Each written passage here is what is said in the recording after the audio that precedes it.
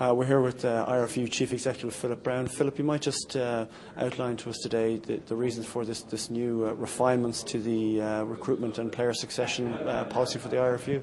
Well, really, we've been looking at the whole issue of succession planning, both in the provinces and in the national team over the last 12-18 months, and we're obviously concerned that we have sufficient players coming through into the key positions, in field positions 1 to 15, into the future, and we need to make sure that we have those players coming through for the next World Cup and the World Cup thereafter.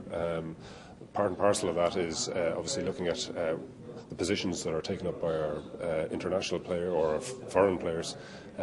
It's very important to us that we do have overseas players playing the system. They bring new ideas, they bring experience, and they bring real creativity and skills to the whole setup here. I think the key thing for us is to make sure that we have a good balance between the foreign players, where the positions they hold down, and obviously the succession plans of our provinces and the national team. The key thing here is that we continue to have successful provinces and we continue to have a successful national team. So really we're talking about tweaks to the system as opposed to anything else. And just obviously for people who may not understand how the whole model of competition in rugby on a global level from a financial and competitive scenario means that obviously it's important to have as a competitive international team as possible who can obviously feed into provincial teams. You might just explain that for people. Yeah, I mean the bottom line is about 81% of the IRFU's revenues are generated by the national team. And so obviously we have to have a competitive national team if we want to secure those revenues into the future.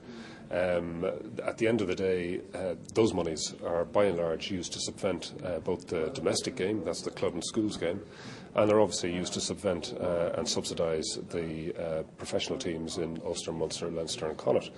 And so the key thing for us is to find a balance that allows us to have successful provincial teams. If we have successful provincial teams, they will in turn generate a successful national team. Equally, the national team has to be successful in order to generate the funds to keep the whole show going.